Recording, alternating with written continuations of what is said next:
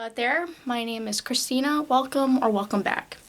This is the place where we gush about the films that we love and try understanding the ones that we don't. On today's agenda is the 1976 neo-noir thriller film entitled Taxi Driver. It was directed by Martin Scorsese and written by Paul Schrader. It is set in New York City following the Vietnam War and follows Travis Bickle, a veteran who is working as a taxi cab driver, in his deteriorating mental state as he works nights in the city. Our first stop involves the working relationship between Schrader and Scorsese. So, let's not waste any time and get right to it. Necessity had a significant hand in forcing Taxi Driver's crew and their efforts closer to reality. Paul Schrader's screenplay was acquired by producers Michael and Julia Phillips years prior to production starting, and it was only after seeing Mean Streets that the Phillips felt secure in Scorsese's ability as a potential director, despite the constraints risked by a budget of $1.9 million. New York had a budget of $14 million and was released a year later than Taxi Driver, just for the sake of comparison.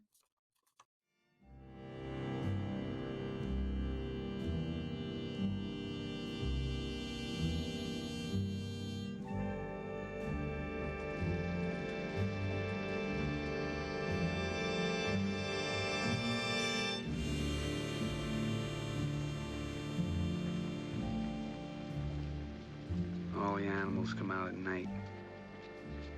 Whores, skunk pussies, buggers, queens, fairies, dopers, junkies.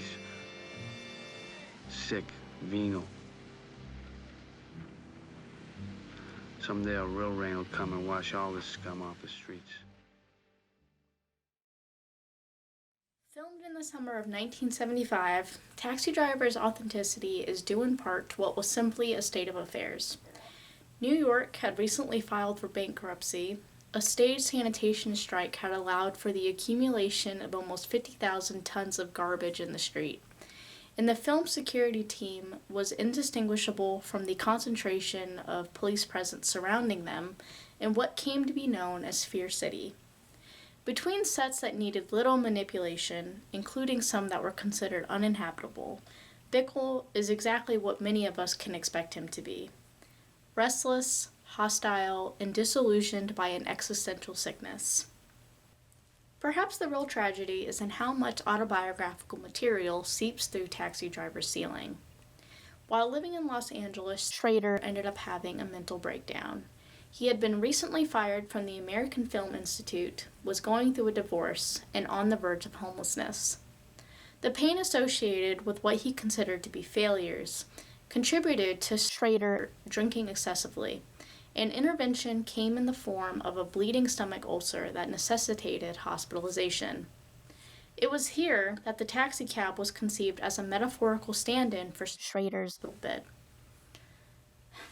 While he was recovering, some tragic news broke out.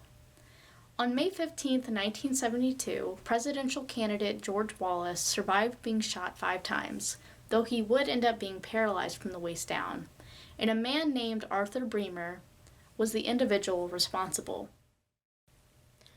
On that same day, Bremer was apprehended and 2 things were discovered.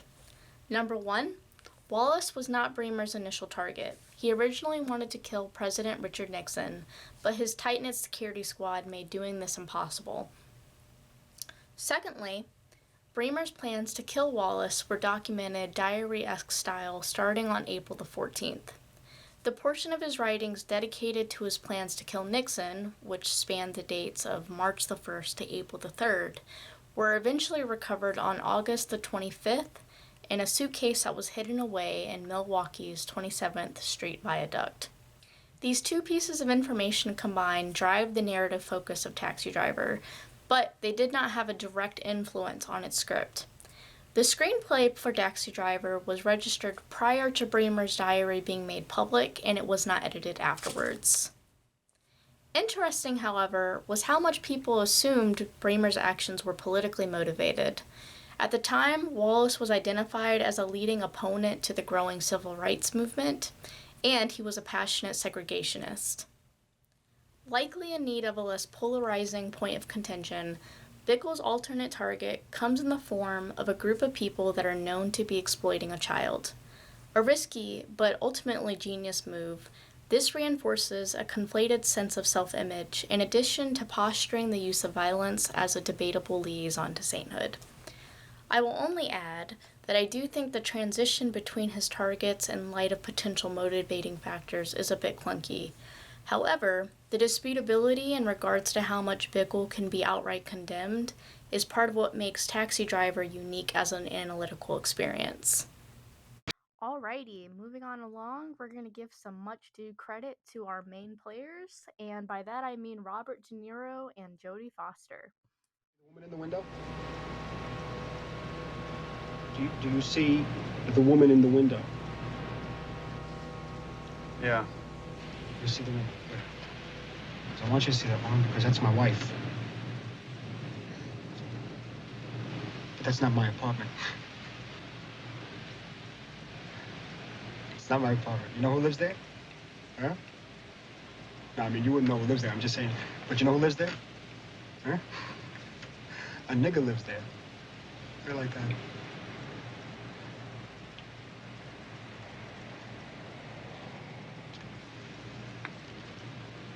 And I'm gonna kill her. Listen, there's nothing else. I'm gonna kill her. Well, what do you think of that? I said, what do you think of that? Don't answer. You don't have to answer everything.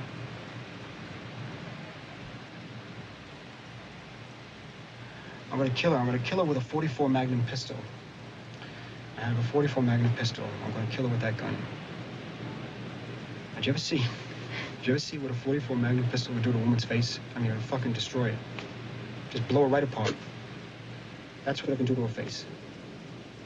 Now, did you ever see what it can do to a woman's pussy? And that you should see. That you should see what a .44 Magnum is going to do to a woman's pussy. You should see.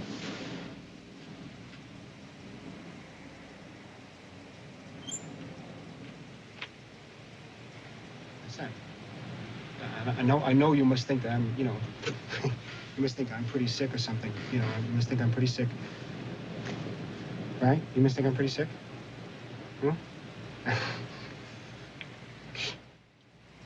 In the months leading up to the production of Taxi Driver, De Niro took to the streets of New York as a licensed cabbie himself, and in doing so, he mastered the art of absorbing the world through a tinted window by virtue of proxy experience provided by unsuspecting patrons, without versified reciprocation.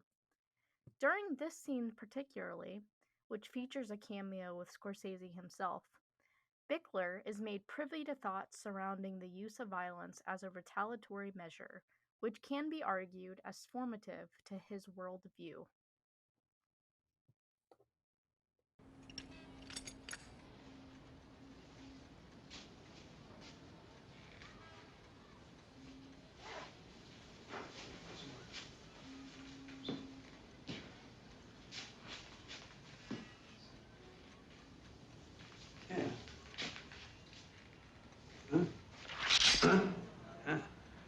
Faster than you. Saw you coming, you fuck. Shitheel. I'm standing here. You make a move. You make a move. It's your move. I'm trying you.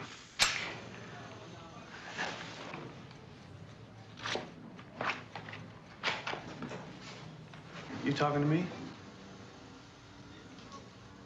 You talking to me? You talking to me? Well, then who the hell else are you talking to? Talking to me? Well, I'm the only one here.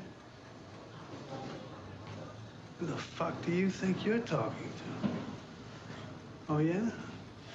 Huh? Okay. Huh?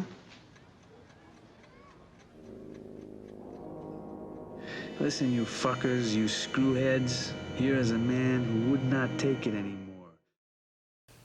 Little known fact about this part, though I'm sure many of you all have seen it referenced in some capacity, is that its description was very vague on paper and it was mostly done through improv. While on set, Scorsese told De Niro to look in the mirror and act like he was a cowboy. And what we see is De Niro's interpretation of those instructions in combination with the context that Schrader's screenplay provides.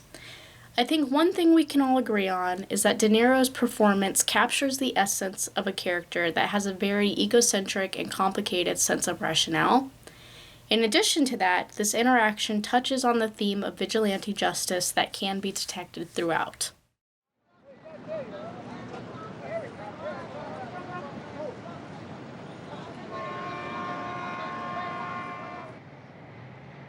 do you want me to go back to my parents? I mean, they hate me. Why do you think I split in the first place? There ain't nothing there. Yeah, but you can't live like this. It's a hell. A girl should live at home.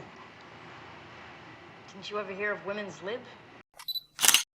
In light of Taxi Driver's subject matter, in combination with there having been 250 applicants to choose from, one might wonder why Jodie Foster was ultimately chosen to portray Iris, given the fact she was 12 years old at the time. Some have been led to assume that this choice was made without special consideration for the psychological effects of this role, but Foster was subjected to a number of tests with resources made available to her to ensure the very best for her mental health on set. More little known facts. So as to prepare for her role, Foster took the time to shadow a sex worker named Garth Avery, who appears in a cameo role. And this is reflected in the maturity and focus of her performance, in addition to mannerisms she adapted in order to make her character unique. The go-to example of this being her putting sugar on already jellied toast. Furthermore, to call her performance self-directed wouldn't be too much of a stretch. Prior to completing Taxi Driver, Scorsese had very limited experience working with children, and this made the mentorship role that De Niro took on more important for the development of the relationship between Travis and Iris on screen.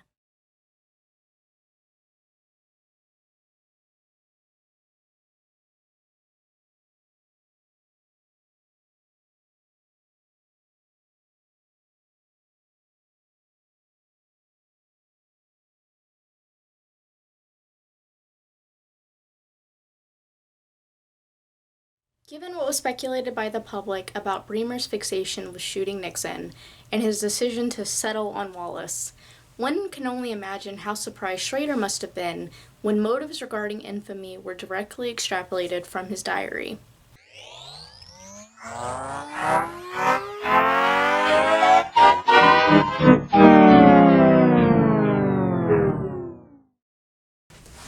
Or perhaps not. Bremer is far from being the only person at the center of a media circus following the attempted or completed assassination of a political figure. And it wouldn't be inappropriate to imply that the amount of attention garnished in the aftermath of atrocity can be a form of messianification. In Bremer's case, his actions continue to have value attributed to them. In fact, the gun he used to shoot Wallace was sold to an anonymous buyer for $30,000 in 2014 during an auction. In addition to that, his writings were published in 1973 in a book entitled An Assassin's Diary, and this has set a clear precedent for the menagerie of mass shooter manifestos that can be found online by anyone and picked apart to their liking. This is all complicated further by what Bremer managed to say when he was given an opportunity to speak, when he was sentenced to 63 years in prison. Well, Mr. Marshall mentioned that he would like society to be protected from people like me. Looking back on my life, I would have liked it if society had protected me from myself. For most, Taxi Driver is a riddle, and quite frankly, how could it not be? For every Travis Bickler in the room, there's at least 100 people, all with different motives, trying to figure him out. In a way, it's only fair that Taxi Driver, its characters, and context were created by Schrader as the result of some deeply rooted pain. But who could have known that almost 40 years later, his title or character would so perfectly commodify the friction between the road of anguish and the rubber of acclaim? with little more than a steering wheel to maneuver through the unbecoming madness. Thank you so much for watching my video. As usual, questions, comments, and concerns are encouraged and welcome below, in addition to suggestions as to what movies I should be watching and making video analyses for next. I think that might actually be my ride. So, my name's Christina, and I'll see you next time. Bye.